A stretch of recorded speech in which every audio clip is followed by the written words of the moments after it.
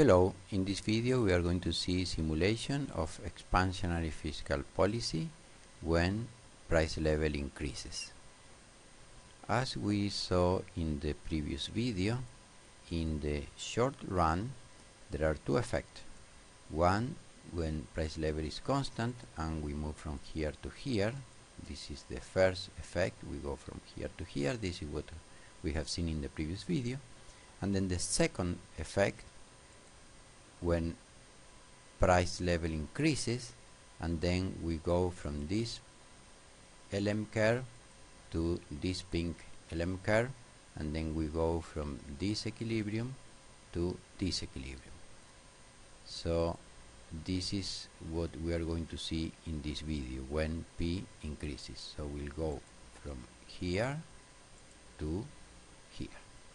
Okay, let's get started.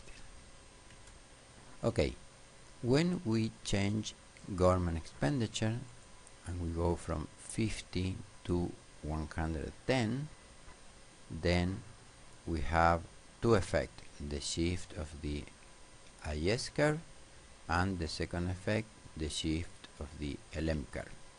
So now we are going to see the second part step by step. So we start from scratch and then we go step by step and we increase government expenditure from 50 to 110.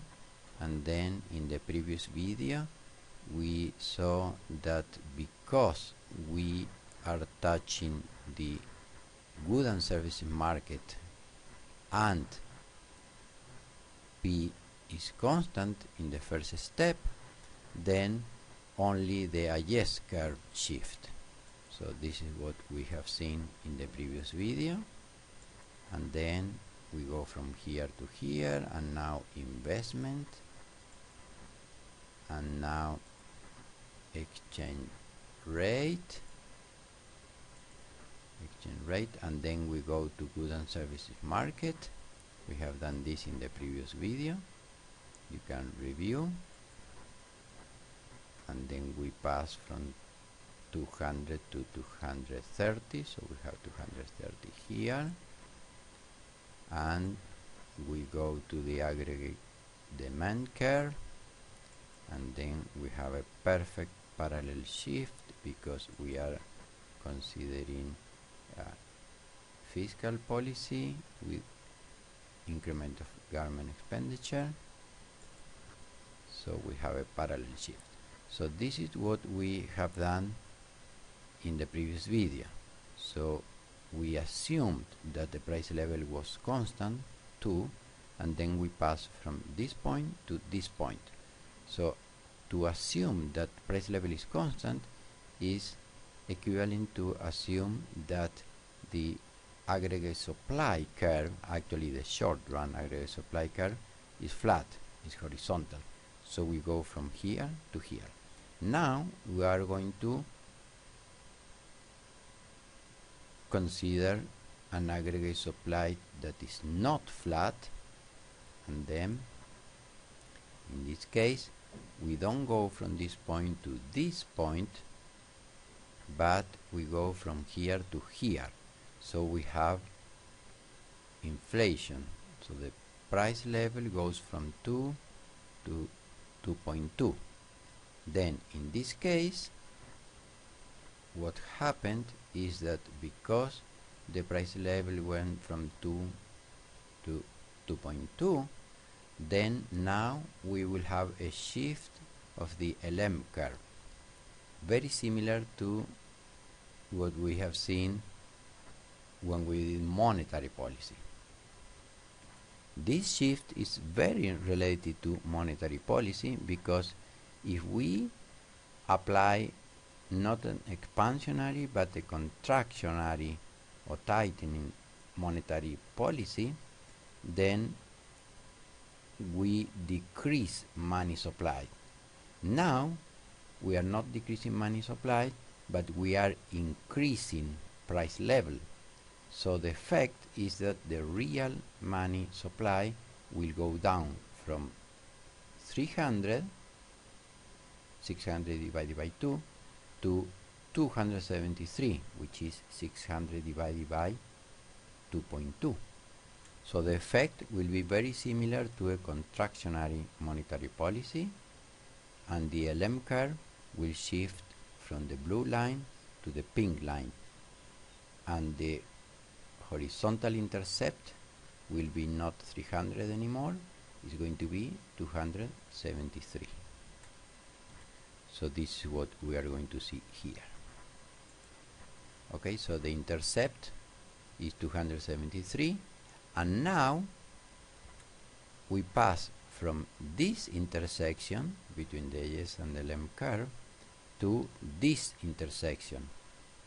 Therefore, the interest rate goes up from 8 to 8.7, which is this 8.7. So now we will transfer this information, 8.7, to this graph, and now it's going to be very, very similar to the case of monetary policy. There will be a shift of both the L curve, the liquidity, the blue line, real money demand, and there will be a shift of the red vertical line, which is real money supply. Why? Because real money supply have changed. So let's see that. Then here we want to know exactly where this line are going to shift. Well, the new income in equilibrium is here, the intersection between the new IS curve and the new pink LM curve.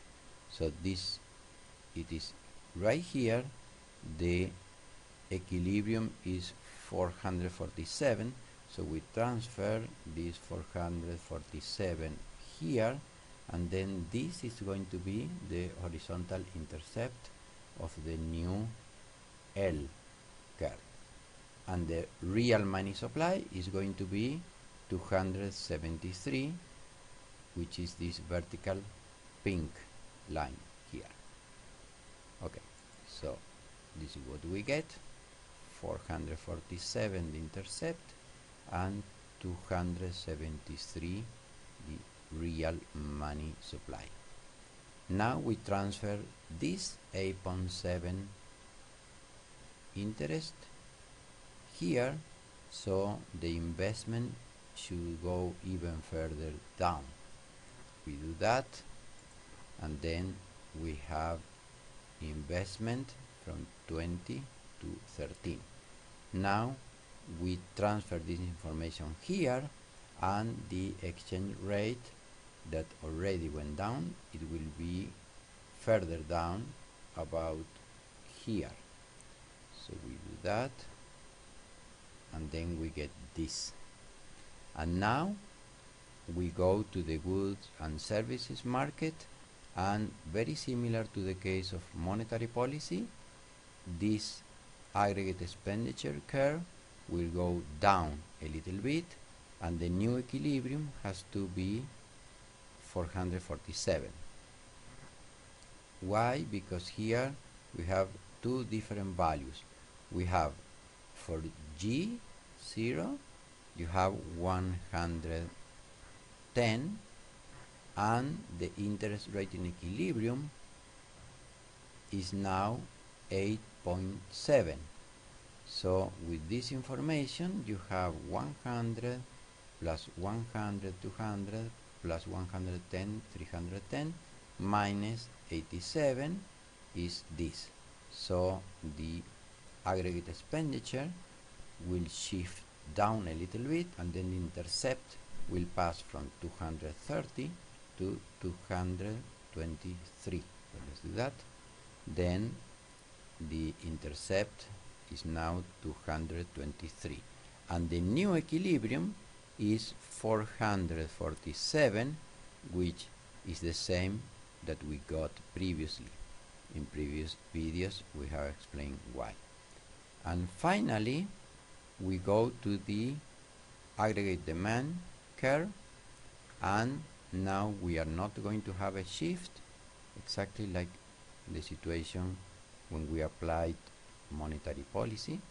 So here we don't touch this expression, so the aggregate expenditure curve is not going to shift, but we are increasing P, so we will move along the aggregate demand curve from this point to this point. Let's see it again. When we didn't increase G, then we had this aggregate demand curve.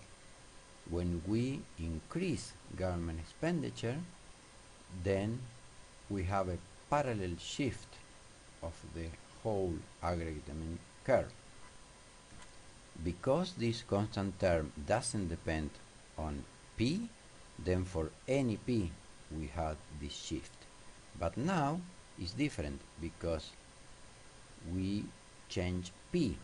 So every time that you change only a variable in the curve, then you move along the curve. So we pass from this point to this point.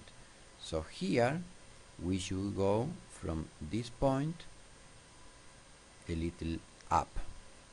So we go from here to here. And then finally the economy started here and ended up here in this point. And that's it. Thanks for watching and see you in the next video.